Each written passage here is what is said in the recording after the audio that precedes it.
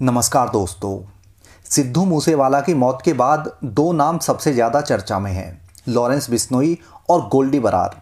गोल्डी बरार की बात फिर किसी दिन करेंगे, लेकिन आज बात करेंगे लॉरेंस बिश्नोई की। कौन है लॉरेंस बिश्नोई? 30 साल की उम्र में इतना नाम और इतना खौफ फैला चुका है कि आज की डेट में हर किसी की ज़बान पर सिर्फ उसी का नाम है। लॉरेंस आज इतना पावरफुल है कि वो जेल के अंदर बैठकर ही ना सिर्फ अपनी गैंग को चला रहा है, बल्कि जब मर्जी किसी की भी हत्या करवा देता है। लॉरेंस भले ही आज जेल में बंद है, लेकिन वो जेल के अंदर भी बहुत ज़्यादा पावरफुल है। लॉरेंस की गैंग में 700 से ज़्यादा गुर्गे काम करते हैं, जो उसके एक इशारे पर किसी को भी गोली से उड़ा सकते हैं। लेकिन सवाल आता है कि एक 29-30 साल का लड़का इतना पावरफुल गैंगस्टर कैसे बना?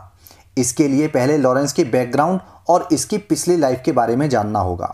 लॉरेंस बिश्नोई का जन्म हुआ था 22 फरवरी 1992 को पंजाब के फाजिल्का में। परिवार में माँ, पिता और एक भाई है। पिता पुलिस में कांस्टेबल थे, लेकिन 5 साल के बाद ही उन्होंने नौकरी छोड़ दी और किसानी करने लगे। परिवार की आर्थिक हालत बहुत अच्छी थी, करोड़ों की संपत्ति थी, तो खाने कमाने की कोई दिक्कत नहीं थी। लॉरेंस की डिमांड बचपन से ही पूरी होती आई थी। घर में गाड़ी घोड़ा सुख सुविधा की हर चीज़ मौजूद थी, तो कभी किसी चीज़ की कोई प्रॉब्लम नहीं हुई। 12th क्लास के बाद में चंडीगढ़ यूनिवर्सिटी से ग्रेजुएशन के दौरान ही इसने एक छात्र संघ बनाया और चुनाव लड़ा, लेकिन वो चुनाव में हार गया। लॉरेंस अपनी हार बर्दाश्त नहीं कर पाया और एक गैर लाइसेंसी रिवॉल्वर खरीदकर विपक्षी छात्र नेता पर हवाई फायर कर दिया। फायरिंग सिर्फ डराने के लिए थी और दोनों तरफ से हुई थी। ये किस्सा है साल 2011 का। उस समय लॉरेंस की उम्र सिर्फ 19 साल थी और ये उसका पहला क्राइम था, और पहले क्राइम में तभी पहली बार जेल भी गया। कुछ दिन के बाद में जेल से बाहर आया तो आते ही विपक्षी छात्र नेता का सर फोड़ दिया और आए दिन लड़ाई झगड़ा करना शुरू हो गया। यहीं से लॉरेंस ने जुर्म की राह पकड़ दी। कॉलेज की मार पिटाई के बाद पुलिस से बचने के लिए उसने जग्गू भगवापुरी की गैंग ज्वाइन कर ली। जग्गू भगवापुरी को अपराध की दुनिया में लॉरेंस का गुरु बताया जाता है, और जग्गू ने ही लॉरेंस को हथियार चलाने से लेकर क्राइम के सारे पैंतरे सिखाए थे। लॉरेंस ने बहुत तेजी से अपराध की दुनिया में नाम कमाया। लॉरेंस अब एक खूंखार दरिंदा बनता जा रहा था। इस दरिंदे चेहरे की एक और कहानी है, और वो कहानी है इसकी प्रेम कहानी।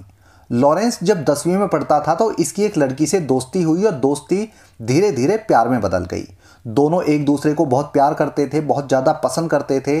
10th क्लास के बाद में चंडीगढ़ के डीएवी कॉलेज से 12th तक की पढ़ाई इन दोनों ने साथ में की।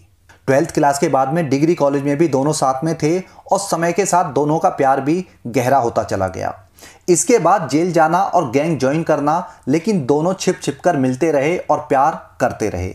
इन दोनों की प्रेम कहानी के बारे में कॉलेज में हर कोई जानता था, और हर कोई ये भी जानता था कि लॉरेंस अपनी गर्लफ्रेंड पर जान छिड़कता है। इसके बाद लॉरेंस ने जग्गू की गैंग में रहकर अपना नाम कमाना शुरू किया, और क्राइम की दुनिया में लॉरेंस फेमस होता चला गया। ये बात विरोधी गैंग्स को उस समय पसंद नहीं आई।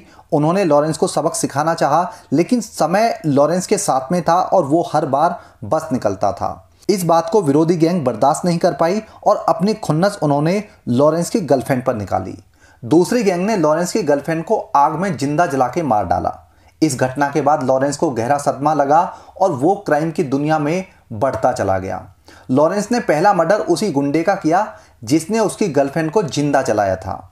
इसके बाद लॉरेंस जेल चला जाता है, और जेल में इसकी जान पहचान हुई बड़े बड़े क्रिमिनल से। जेल के अंदर ही लॉरेंस की दोस्ती अनंगपाल से हुई थी।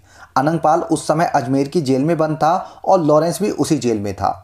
यहाँ दोनों की दोस्ती इतनी गहरी हो गई कि अनंगपाल के कहने पर लॉरेंस ने अपने एक साथी से सीकर के पलसाना गांव के पूर्व सरपंच की हत्या करवा दी, वो भी दिन दहाड़े।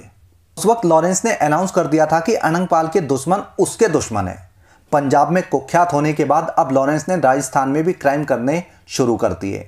अनंगपाल भी राजस्थान का एक फेमस डॉन था, जिसका बाद में एनकाउंटर कर दिया गया था।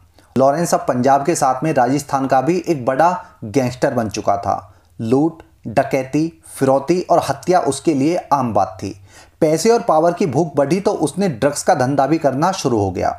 लॉरेंस ने 2011 के बाद अगले 4-5 सालों में इतने क्राइम कर डाले कि किसी की भी उससे टकराने की सीधे सीधे हिम्मत नहीं होती थी। साल 2015 में उसे हत्या के इल्जाम में फिर से गिरफ्तार किया, लेकिन पेशी से जाते समय वो फरार हो गया और नेपाल भाग गया। हालांकि कुछ दिन के बाद उसे फिर से गिरफ्तार कर लिया गया था। इसके बाद से लॉरेंस का ज़्यादा समय जेल में ही बीता है और इस समय भी वो दिल्ली की तिहाड़ जेल में बंद है। लॉरेंस ने जेल में बैठकर ही अपनी गैंग को मजबूत किया और बड़ा बनाया। साल 2015 में जहां उसकी गैंग में सिर्फ 200 गुर्गे काम करते थे, वहीं आज की डेट की बात की जाए तो 700 से ज़्यादा शार्प शूटर उसके लिए काम करते हैं, जो लॉरेंस के एक इशारे पर अपनी जान भी दे सकते हैं और सामने वाले की जान ले भी सकते हैं। गोल्डी बरार लॉरेंस गैंग में दूसरे नंबर पर आता है और गैंग के फैसले ये दोनों मिलकर लेते हैं। गोल्डी इस समय कनाडा में है और लॉरेंस जेल में, लेकिन ये दोनों 24 घंटे एक दूसरे के संपर्क में रहते हैं कि गैंग के शार्प शूटर पूरे देश में फैले हुए हैं और इनके एक इशारे पर इनके सामने हाजिर हो जाते हैं। लॉरेंस बिश्नोई पंजाब और राजस्थान में एक बड़ा गुंडा बन चुका था, बड़ा नाम बन चुका था, लेकिन दोनों राज्यों के बाहर उसे कोई नहीं जानता था। लेकिन साल 2018 के बाद उसका नाम पूरे देश में फेमस होता चला गया। दरअसल 2018 में अदालत की पेशी पर जाते हुए उसने ऐसा बयान दिया जिससे वो मेन स्ट्रीम मीडिया में छाने लगा। पेशी पर जाते हुए उसने मीडिया से कहा कि वो सलमान खान की हत्या कर देगा और जल्दी ही आपको न्यूज मिल जाएगी। सलमान खान को मारने वाली बात की एक मुख्य वजह थी, लॉरेंस बिश्नोई बिश्नोई समाज से आता है और बिश्नोई समाज में जो है काले हिरण की पूजा की जाती है, यानी उसको जो है बहुत ही ज़्यादा पवित्र माना जाता है। सलमान खान पर काले हिरण का शिकार का केस चला था, उसने उसको मारा था, तो बिश्नोई समाज जो है सलमान खान का पूरी तरह से बहिष्कार कर चुका था और समाज के अंदर एक गुस्सा था।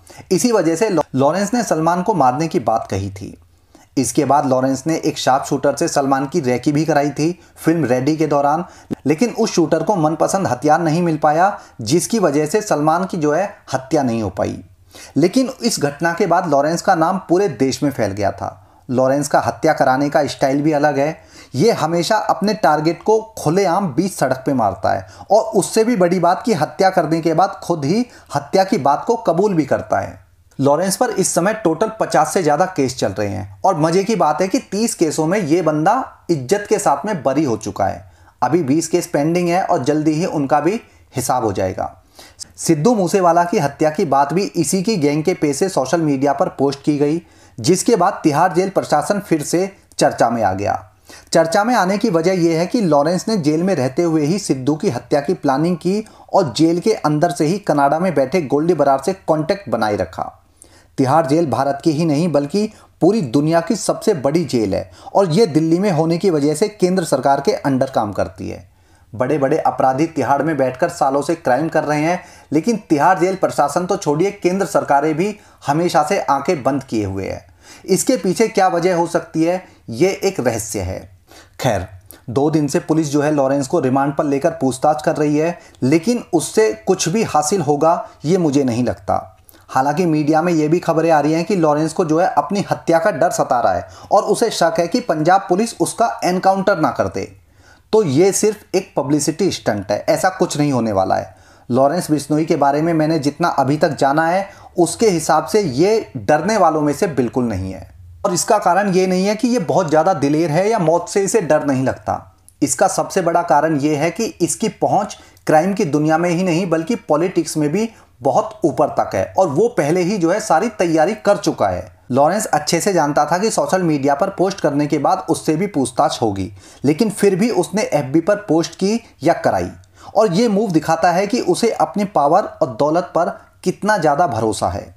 19 साल की उम्र में पहला क्राइम और 30 साल की एज में जुर्म की दुनिया का बेताज बादशाह, और इतने जुर्म करने के बाद भी बंदे के दिल दिमाग में कानून या सरकार का कोई डर नहीं है। जेल में बैठकर हत्या कराता है और सोशल मीडिया पर खुद ही अनाउंस करा देता है। असल में ये इस गुंडे की हिम्मत नहीं है, ये हमारे देश के कानून, अदालत और सरकारों की नाकामी और नक्कारापन है। जब लॉरेंस जैसे गुंडे छोटे लेवल पर होते हैं तभी इन्हें सबक सिखाने की सख्त ज़रूरत होती है, लेकिन पैसे और पावर के दम पर ये छिपकली जैसे छुटभइये गुंडे कब मगरमच्छ बन जाते हैं ये पता भी नहीं चलता। ऐसा नहीं है कि ये कानून प्रशासन या सरकार की नज़रों में नहीं होते, ये सबकी नज़र में होते हैं, लेकिन टुकड़ा और बोटी नीचे से ऊपर तक पहुंचता है और उसी का फ़ायदा उठाकर ये लोग जेल में बैठकर मटन बिरयानी खाते हुए बाहर किसी की भी हत्या करवा देते हैं। लॉरेंस बिश्नोई जेल में बैठा बैठा आज की डेट में न सिर्फ हत्याएं करवा रहा है बल्कि करोड़ों रुपए की फिरौती भी वसूल रहा है और उसमें से थोड़ा सा टुकड़ा इस सिस्टम के पिछवाड़े में भी डाल रहा है। उसी का नतीजा है कि ये आज हत्या करके सेखी बगार रहा है और क्राइम की दुनिया में अपना नाम और भी मजबूत करता जा रहा है। लॉरेंस बिश्नोई जैसे लोग किसी एक सरकार या एक राजनीतिक पार्टी के बनाए हुए नहीं होते हैं। इन्हें पैदा कोई और करता है, पालता कोई और है और बड़ा होने पर फायदा कोई और लेता है। लॉरेंस बिश्नोई जैसे क्रिमिनल के बड़ा होने में आप किसे सबसे ज़्यादा जिम्मेदार मानते हैं? अपनी राय कमेंट बॉक्स में ज़रूर दें। इस वीडियो में इतना ही। जय हिंद।